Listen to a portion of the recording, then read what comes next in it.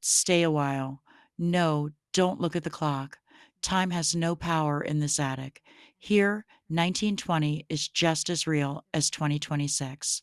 My name is Evelyn, and if you have the patience, I have a lifetime to give you. Before I begin the first chapter of my family's undoing, please subscribe to the channel. It's a small thing for you, but for an old soul like me, it means my voice isn't just disappearing into the ether. And please write a comment and tell me where you are watching from. Are you in a busy city or a quiet house like this one? I want to imagine you there while I speak. Tonight, I want to tell you about the house on Blackwood Hill. It wasn't just wood and nails, it was a witness. It saw the love, it saw the blood, and it saw the long, slow rot of a secret that took 3 generations to kill. My story doesn't start with me, it starts with my mother, Margaret.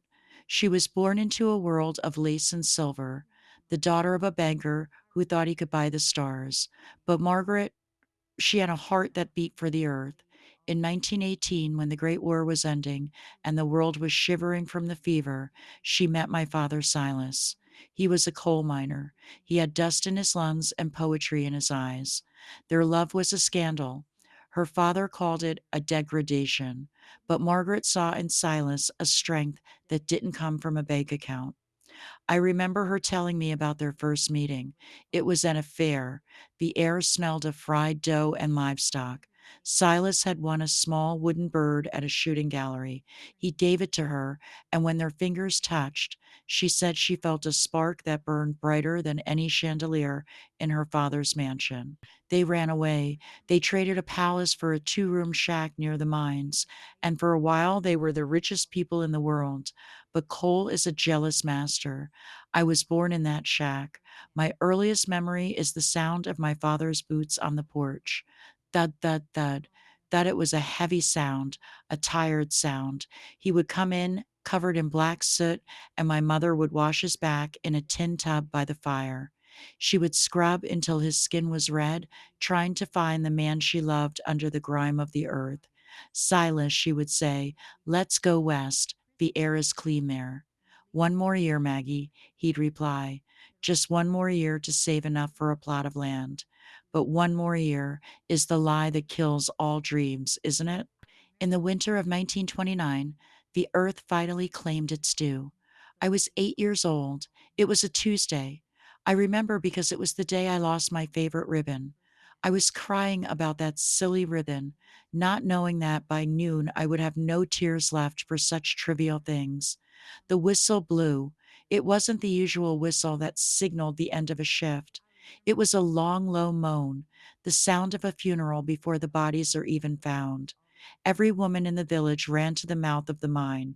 We stood there in the freezing mud, hundreds of us wrapped in thin shawls. The silence was the worst part. Usually the mine was a place of noise, clanking chains, shouting men, the rumble of carts. But that day, the mine was as silent as a grave. My mother held my hand so tight her fingernails drew blood. She didn't pry. She didn't cry. She just stared at the hole in the ground as if she could pull Silas out with her eyes alone. Hour after hour passed. The sun went down and the lanterns were lit. Then the first bodies came up. They were covered in blankets. Not all of them were dead, but they were all broken. When Silas finally came up, he wasn't under a blanket. He was walking. But his eyes, they were gone. Not physically, they were still there, blue and wide. But the Silas who wrote poetry was gone. He had seen something down there in the dark when the tunnel collapsed. He had been trapped for 6 hours with his best friend, Arthur, who hadn't survived. Silas came home, sat in his chair, and didn't speak for 3 months.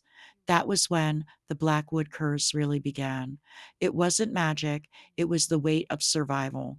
As Silas sat in his silence, my mother became a different person. The lace and silver girl disappeared. She started working 3 jobs, but it wasn't enough. One night, I woke up to hear voices in the cellar. I crept to the door. My mother was talking to a man I didn't recognize. He was dressed in expensive clothes, clothes that didn't belong in a miner's shack. You have the bird? The man asked. I have it. my mother whispered. You know the price, Margaret. If you take this money, Silas can never know. And your daughter, she can never know where it came from. I saw my mother hand over a small wooden bird, the one Silas had won for her at the fair.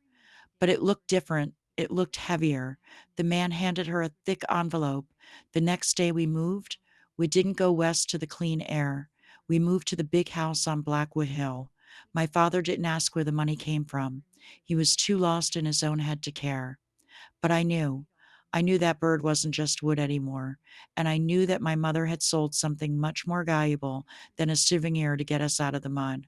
By the time I turned 18, the shack in the valley was nothing more than a bad dream I tried to push to the back of my mind. We lived in the Blackwood Hill mansion now. It was a house of marble floors and velvet curtains, but it felt like a museum where we were the only exhibits. My father, Silas, was a ghost who paced the hallways. He had stopped working the day we moved in. He spent his hours in a room filled with clocks, trying to fix things that weren't broken, while the silence in his soul grew louder every year. My mother, Margaret, had become the queen of Blackwood Hill. She hosted parties for people who whispered about her behind her back, people who wondered how a miner's wife suddenly had diamonds around her neck. Evelyn, she would tell me as she brushed my hair, her eyes hard as flint. Don't ever look back. The past is a predator. If you give it a scent, it will hunt you down. But I was young and I was curious. In 1939, the world was on the brink of another war, and the tension in the air matched the tension in our house. I started noticing things, the black cars that would park at the end of our long driveway at midnight, the way mother would vanish for days, returning with dark circles under her eyes and mud on her silk shoes. And then there was Julian. He was the gardener's son. In a house of pretension, he was the only thing that felt real. We would meet in a rose garden, hidden by the overgrown thorns. He smelled of rain and fresh earth, the same smell my father used to have before the coal dust took him. There's something wrong with this house, Evie, Julian whispered to me one night. I was digging near the old well and I found a metal box. It had your mother's initials on it, but it was locked with a heavy chain. I should have told him to leave it alone. I should have listened to mother, but I asked him to open it. That was my first great mistake. We opened the box in the tool shed while a thunderstorm tore through the valley. Inside, there were no jewels. There were no piles of cash. There were letters, dozens of them. They were addressed to my mother, but the return address was a place that didn't exist on any map. And there were photographs, pictures of men from our town, prominent men, judges, mayors, and police chiefs caught in moments of terrible weakness. I realized then what the silver bird had been. My mother hadn't just sold a souvenir. She had become a keeper of secrets. She was a blackmailer. The wealth of Blackwood Hill wasn't built on luck or inheritance. It was built on the fear of powerful men. She had traded her soul to buy us a life of luxury, thinking she could protect me from the dirt. But you can't build a garden on a graveyard and expect the roses not to smell of decay. The box doesn't belong to you, Evelyn, he said. His voice was like silk sliding over a blade. Your mother made a pact. She provides the information and I provide the life. But now Julian has seen too much. Julian tried to stand up to protect me, but the man didn't use a weapon. He didn't have to. He just stepped aside, and two men I'd never seen before dragged Julian out into the rain. I screamed for my mother. I ran to the house, tripping over my long dress, my heart hammering against my ribs. I found her in the parlor, drinking tea as if nothing was happening. Mama, they took Julian, the man from the cellar. He's here. She didn't look up. She just stared at the tea leaves in her cup. I told you not to look back. Evelyn, now the past has found a scent. 1941 arrived and the world finally exploded. The men in our town were shipped off to Europe and the Pacific. Julian was one of them. He was given a choice by the man in the suit: go to prison for theft a lie they manufactured, or join a suicide squad on the front lines. He chose the front lines. The house on Blackwood Hill became a fortress of grief. My father finally died that winter, his heart simply stopping as if he finally finished fixing the last clock. My mother didn't cry. She just locked herself in her room, and the black cars stopped coming. The secrets she held were no longer valuable in a world that was being torn apart by bombs. I became a nurse. I wanted to see the blood. I wanted to see the pain that my mother's money had tried to hide me from. I spent 3 years in field hospitals, stitching together boys who looked just like Leo or Thomas from the stories I'd heard. I was looking for Julian. Every broken face that came through those doors, I hoped and feared, was his.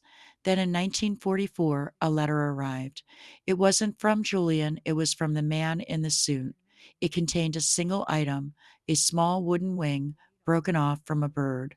The debt is called in, the letter read. Come home, Evelyn. Your mother is dying, and the house needs a new keeper. I arrived back at Blackwood Hill on a Tuesday. The rain was so heavy it felt as though the sky was trying to drown the earth. The mansion, once a symbol of my mother's triumph over poverty, now looked like a rotting tooth in the jaw of the hill. The gardens were overgrown, the thorns of the roses clawing at the windows like desperate fingers. Inside, the house was silent. The servants were gone. The grand chandeliers were draped in gray spider webs. I found my mother in her bedroom. She wasn't the queen I remembered. She was a withered husk, her skin as translucent as fine parchment. You came, she rasped, her hand trembling as she reached for me.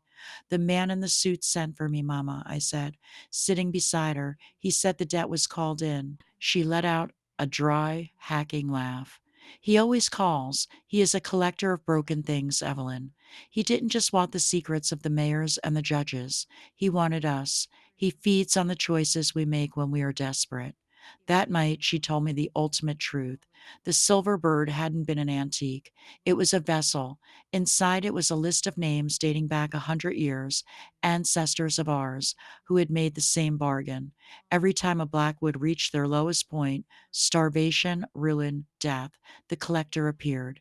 He gave them the silver bird, wealth, and power, but in exchange, the family had to serve as his eyes and ears in the world of men.